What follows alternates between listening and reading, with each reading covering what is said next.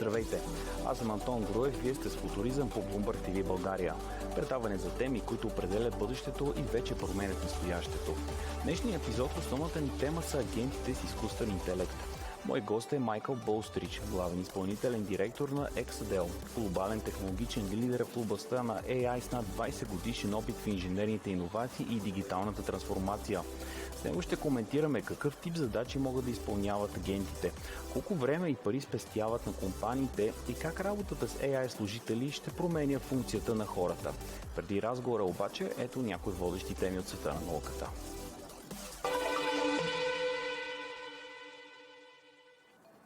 Ново лекарство под формата на ежедневна таблетка може значително да подобри прогнозата за пациенти с рак на панкреаса, едно от най-агресивните и трудни за лечение онкологични заболявания. В клинично проучване с 500 души с напреднал стадий на болестта, при които химиотерапията вече не е давала резултат, медикаментът Дараксонрасиб почти удвоява средната преживяемост. Пациентите, приемащи таблетката, живеят средно 13 месеца след началото на лечението, в сравнение с около 6 месеца и половина при пациентите на стандартна химиотерапия. Лекарството е насочено към белтък, свързан с мутации в ген, който стои зад над 90% от случаите на заболяването. Изследователите отчитат и значително по-малко странични ефекти. Само 1% от пациентите прекратяват приема на новото лекарство заради нежелани реакции, докато при химиотерапията този дял достига 11%. Макар да не представлява окончателно решение на заболяването, лечението дава надежда за по-добри резултати. Учените вече проучват дали комбинирането му с други терапии може да удължи допълнително преживяемостта на пациентите.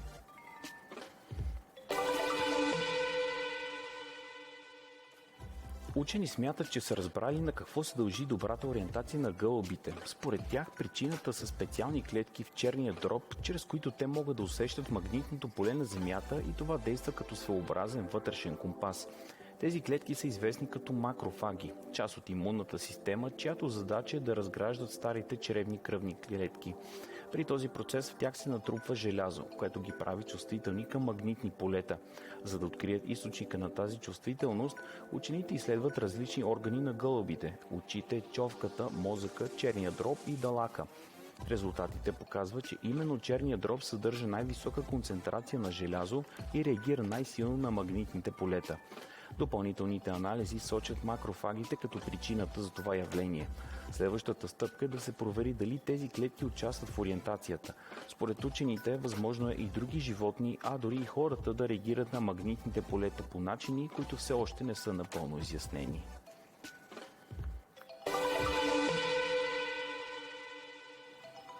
Нов метод, разработен от учени от MIT, може да промени начина, по който се добива литий. Процесът позволява извличане на литий от твърди скали при стайна температура, като намалява разходите на половина и почти елиминира отпадъците. В основата на метода е химически разтвор на вода и амониев флуорид, който разтваря скалата с подомен, като първо разрушава силициевите връзки.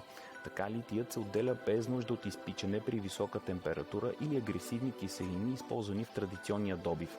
Процесът превръща цялата скала в полезни материали – литиеви соли за батерии, алуминиеви съединения и силициев остатък за строителство.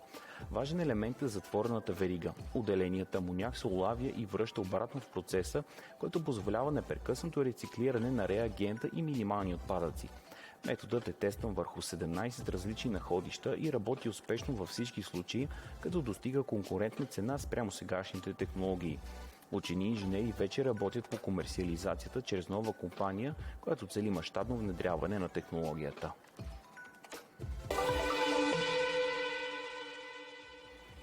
Финландия е на път да отвори първото в света постоянно подземно хранилище за отработено ядрено гориво. Съоръжението, наречено Онкало, е изградено на 433 метра под земята в стабилни скални пластове в югозападна Финландия и очаква окончателно одобрение от регулатора. Проектът е предназначен за дългосрочно съхранение на отработено гориво от 5 ядрени реактора на страната. Отпадъците ще бъдат поставени в устойчиви на корозия медни контейнери, които ще се спускат в специално пробити отвори в скалата. Те ще бъдат запечатвани със специална глина, а тунелите с подсилени бетонни прегради. Планира се хранилището да приема отпадъци около 100 години, след което да бъде окончателно запечатано. След проекта съоръжението е проектирано да осигурява безопасно съхранение поне 100 000 години. Сред основните рискове са корозията на контейнерите и земетресения и други геоложки процеси в далечното бъдеще. Въпреки това, оценките до момента са положителни и приближават Финландия до пускането в експлоатация на съоръжението.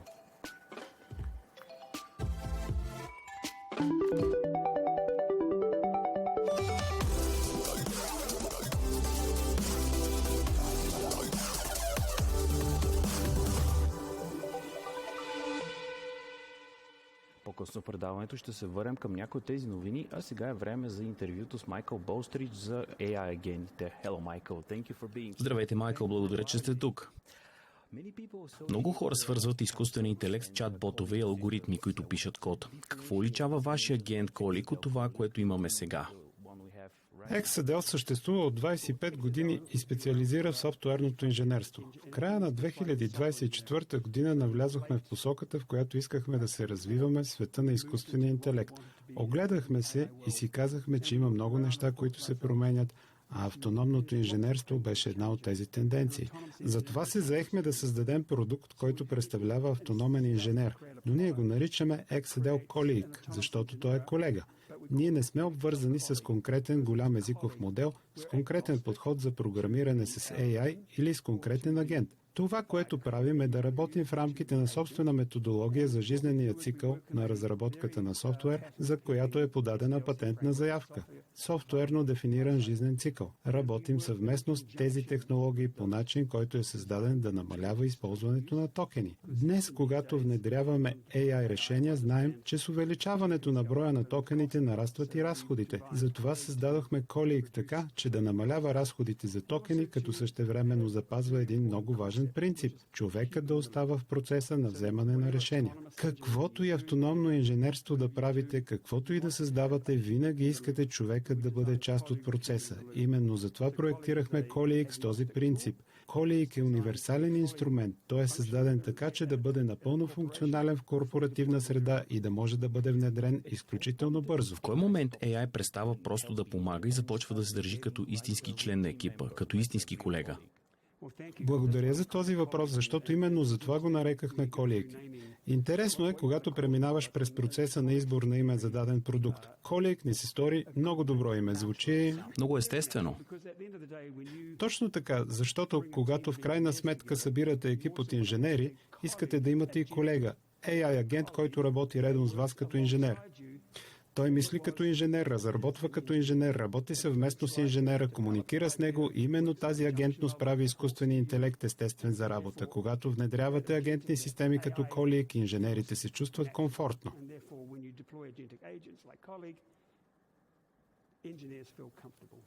Най-голямото предизвикателство в разработката на софтуер не е просто писането на код, а целият процес около него.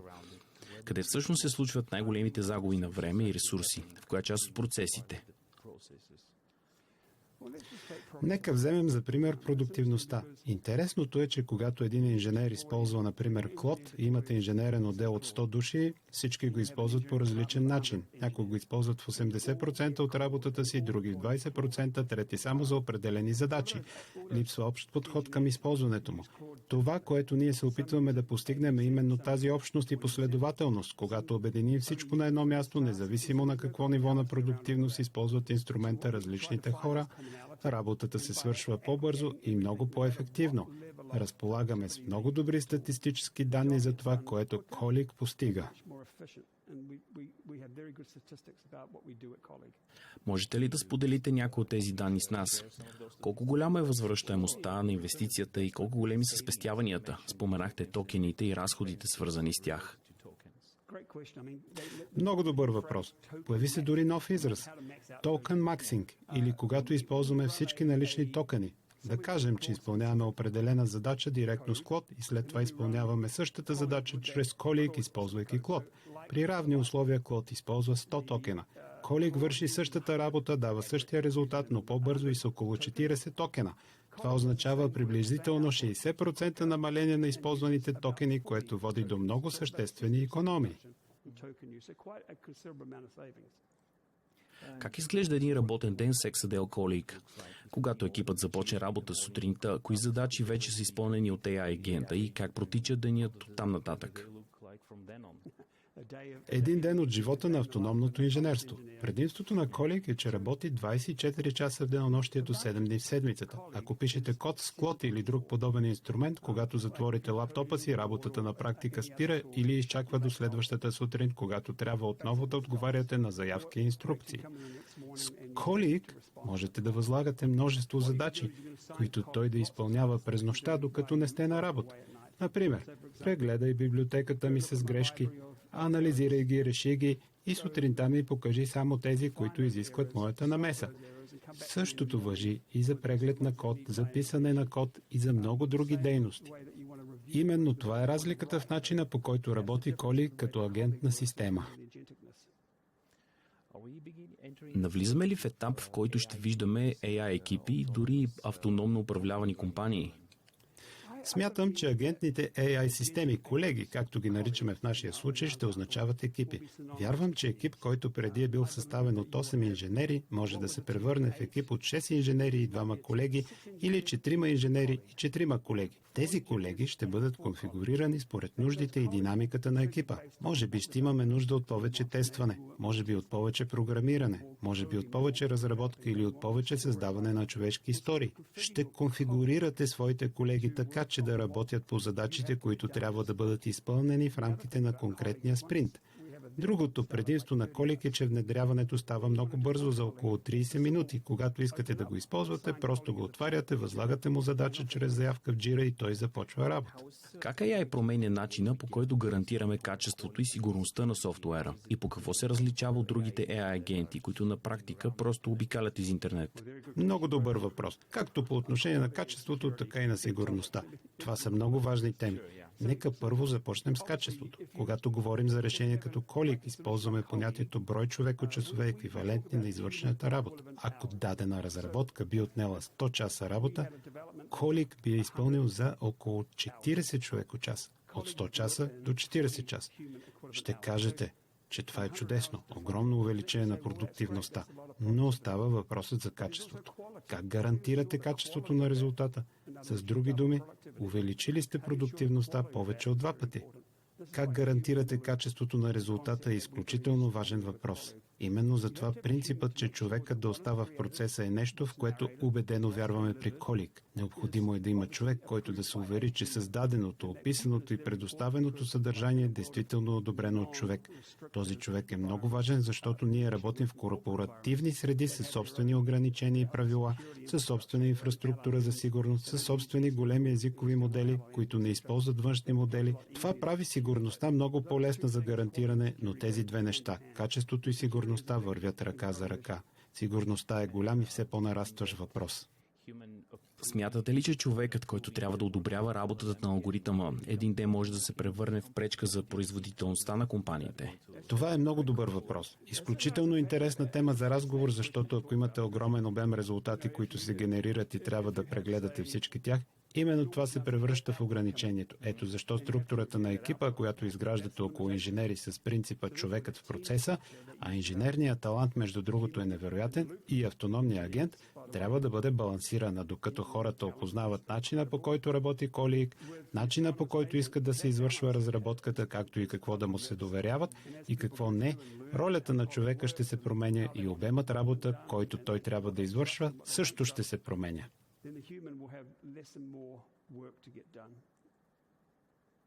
А смятате ли, че на практика просто преместваме забавянето другаде? Решаваме един проблем с производителността, а на негово място се появява друг. Ефектът на водния балон. Натискате на едно място и водата се премества другаде. Натискате там и тя се връща обратно тук. Това е интересна концепция и мисля, че да, така е. Ако продуктивността на един екип е 100 условни единици работа и сега можем да я свършим с 40, т.е. сме намалили необходимото усилие повече от 2 пъти, а качеството на кода и резултатите е отлично, какво означава това за инженера? Означава, че инженерът може да се заеме с техническия дълг. Всяка организация има технически дълг. Можете ли да обясните какво е технически дълг за зрителите ни, които не са експерти в областта? Разбира се, и благодаря, че ме подсещате. Техническият дълг възниква, когато имате натрупани задачи за изпълнение. Създавате продукт, добавяте функционалности към него, пускате версия 1, след това искате версия 1.2, после 1.3, след това 1.4 и цялата тази работа се натрупва в списък с задачи. Колкото повече се използва даден продукт, толкова повече се появяват искания за промени и подобрения. Популярните приложения изискват нови функционалности, а тези функционалности изискват време за разработка. Това е техническият дълг. С автономен агент или автономен инженер като Колик можете да насочите този агент да започне да разчиства този натрупан списък с задачи, да анализира какво трябва да бъде направено, да създава заявки, потребителски истории и след това да ги представя на инженерите, които вече разполагат с половината от времето си обратно и могат да свършат повече работа, като постепенно намаляват техническия дълг. Как автономните агенти намаляват техническия дълг? Смятате ли, че това поставя компаниите пред нов тип предизвикателства? Смятам, че с развитието на автономното инженерство или това, което аз наричам съвместно съществуване на автономни агенти като Колик и инженерите, тези тесни места ще се променят. Именно тук идва ролята на образованието. В Exasel силно вярваме в обучението. Преквалификацията и допълнителното обучение на инженерите към нови специализации са част от трансформацията, породена от изкуствения интелект, защото всички ще се променят. Промяната е толкова бърза, че не знаем какво ще стане утре. Инженерите имат желание да учат и желание да се развиват. Новите задачи и новите отговорности изискват ново обучение. Тези умения могат да бъдат усвоени още днес и именно това е един от основните фокуси на Exasel. Нашите инженери да навлизат на пазара като специалисти, които използват AI в работата си. Смятате ли, че технически дълг ще престане да бъде проблем благодарение на AI колегите на бъдещето? Иска ми се да имах кристална топка. Мисля, че дори да отговоря на този въпрос, вероятно бих сгрешил. Смятам, че компаниите ще се съсредоточат върху това, къде искат да решат своите проблеми. Дали ще искат да създават изцяло нови приложения и да не се занимават с техническия дълг, защото новите приложения ще бъдат изградени с AI и постепенно ще заменят старите. Това е възможен сценарий. Другият сценарий е да решат да се справят с техническия дълг, но това ще им струва инженерно време и използване на токени. Използването на токени ще нараства, поради което е необходим инструмент като Колик, който да намалява техния брой. Мисля, че този проблем ще се проявява на различни места и по различен начин. Това е нов свят. Както казах, започнахме нашето пътуване в края на 2024 година. Сега сме в средата на 2026 година и светът се е променил драматично само за тези 12 месеца. Да поговорим за образованието. Споменахте новите умения, които са необходими на днешния пазар на труда. Изпитвате ли затруднения да намирате подходящи инженери? Обучавате ли ги сами? Определени умения има огромно търсене. Да вземем инженерите по данни, системните архитекти, както и концепцията за инженер, който работи директно при клиента и внедрява решенията на място. При тези специализации има недостиг на кадри. От друга страна, имаме инженери, които желаят да се преквалифицират и да навлязат в тези нови области, не само заради развитието на кариерата си, но и защото това носи икономически ползи за тях. Ние вярваме, че трябва да им предоставим обучение, менторство и подходяща среда за работа. Нашите клиенти предлагат наистина отлични условия, защото работят по много сложни и, ако мога така да се изразя, атрактивни проекти. Инженерите обичат да работят по сложни и интересни проекти. Съчетавайки всички тези фактори, ние им помагаме да станат по-компетентни специалисти и да разширяват своите знания и умения. Образованието е в основата на всичко, което правим в Exasel. Имате ли планове да интегрирате вашите програми в образователни институции тук в България? Нашият ръководител на докторските програми Карол е базиран във Варшава и поддържа много тесни връзки както с академичните институции, така и с политическите среди. Да, ние вярваме, че трябва да връщаме нещо в замяна на тези институции. През последните 12 месеца те промениха начина, по който обучават хората повече, отколкото през предходните 12 месеца. Те възприемат AI и стандартите, свързани с AI, по-бързо, отколкото според мен пазарът успява да реагира. Можете ли да разкажете малко повече за това как агентният AI промени работата на инженерите днес? В момента той решава малки задачи, които са били досадни или са отнемали много време, но не са били особено интересни. Вие споменахте интригуващите проекти, по които работите. Как според вас това ще се развие в бъдеще? Мисля, че инженерите ще започнат да мислят по различен начин. Едно от големите предимства на българските инженери е, че са изключително добри мислители, затова те постоянно мислят нестандартно. Според мен ще видим промяна в набора им от умения. Вместо да казват, не искам да се занимавам с тези рутинни задачи, ще могат да кажат, нека Колик ги свърши. Нека Колик се върне при мен с отговора. Нека ми каже, това ли имахте предвид или защо направихте това, или мога ли да ви помогна тук. Така инженерите ще могат да насочат повече мисловен процес, повече интелектуален капацитет към наистина сложните задачи, които все още изискват човешко участие и начина, по който хората мислят, за да бъдат решени. Това според мен ще се случи. Как според вас ще се промени границата между автономното изпълнение на проекти за компании като XDEL чрез AI Colleague и концепцията за човек в процеса, която е много важна и трябва да бъде запазена? Мисля, че ще се насочим към повече проекти с фиксирана цена. Ще разглеждате даден проект и ще казвате, това ще струва X долара, след което ще го разработите. Днес по-често работим по модела време и материали. Ето инженер, който струва определена сума на часа, колкото време отнеме проектът, ще стане ясно в последствие. Смятам, че пазарът постепенно ще се придвижи в тази посока. Освен това, с навлизането на инженери, които работят директно при клиента, ще има значително повече консултантска работа още в началния етап. Важно е как е структурирана вашата информация, как искате да интегрирате това решение. Това е нова област. Според мен шахматната дъска се променя, фигурите се преместват, но резултатът винаги е един и същ, по-бързо, по-добре и по-евтино. Именно за това е създаден Colleague. Ако погледнем 5 или 10 години напред, макар че може би това е твърде далечен хоризонт, смятате ли, че ще има компании, които работят с малки човешки екипи и мрежи от AI агенти? Това е изключително интересен въпрос, защото когато се замислите какво се случи само през последните 12 месеца, направо ви оставя без думи. Всеки месец, всяко 3 месеца излиза нова версия на едно или друго решение. Един модел е по-добър в едно, друг модел е по-добър в друго. Не знам къде ще ни отведе това след 5 години, но съм много уверен, че винаги ще има нужда от човек в процеса. Смятам, че ще ставаме все по-бързи, а качеството и последователността ще стават все по-добри. Ролята на човека ще се променя, а ние вярваме, че комбинацията между автономните агенти на XDEL и нашите инженери е най-добрият начин да се отговори на нуждите на пазара.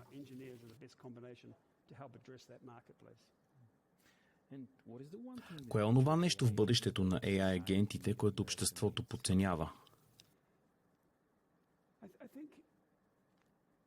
Мисля, че това е способността да възлагате на агента задачи, които са много повече от обикновени въпроси. Аз използвам AI постоянно в ежедневната си работа. Да, той може да прочита имейлите ми. Да, може да разработи нещо вместо мен. Да, може да работи с Excel файловете ми, да изпълнява подобни базови задачи. Но според мен, докато изследваме какво още може да прави AI за нас, най-важното е доколко сме готови да го приемем. Как да го приемем и след това как да използваме това приемане по безопасен, ефективен и продуктивен начин. Именно така виждам бъдещето. В края на нашия разговор, смятате ли, че ще има компании, които ще работят изцяло с автономни екипи и автономни бизнес модели?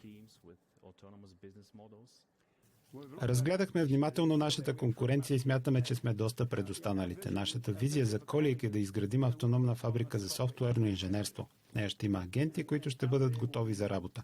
Една компания ще може да влезе, да внедри решението, да го използва и да си тръгне. След това друга компания ще влезе, ще го внедри, ще го използва и ще си тръгне. Тези автономни фабрики за софтуерно инженерство ще бъдат основният фокус на нашата дейност през следващите 2 до 3 години. Именно това ще промени света. Много ви благодаря за този разговор. Желая ви успех. Наистина оценявам поканата. Благодаря ви много. Сега се връщаме към новината от началото на предаването.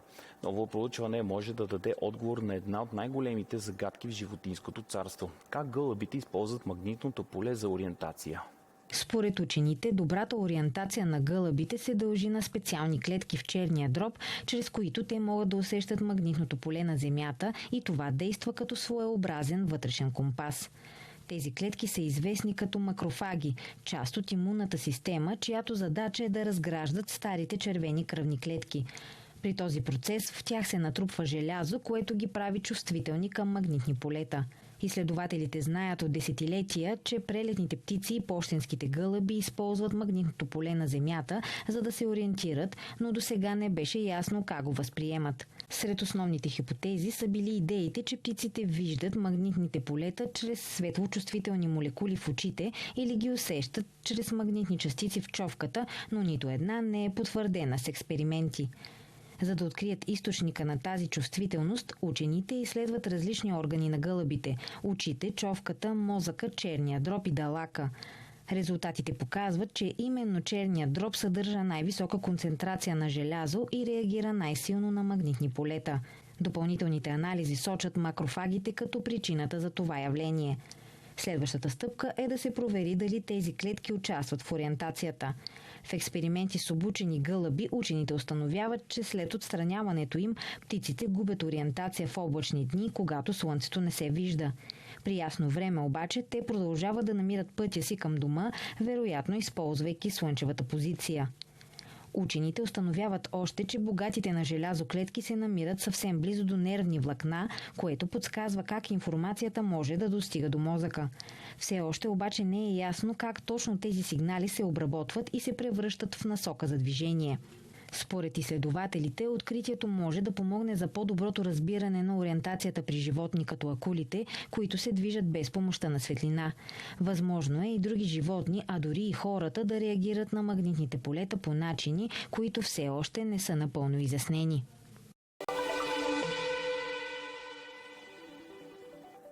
Това беше всичко за този епизод на Футуризъм. Гледайте ни следващия четвъртък от 21 часа по Bloomberg TV България.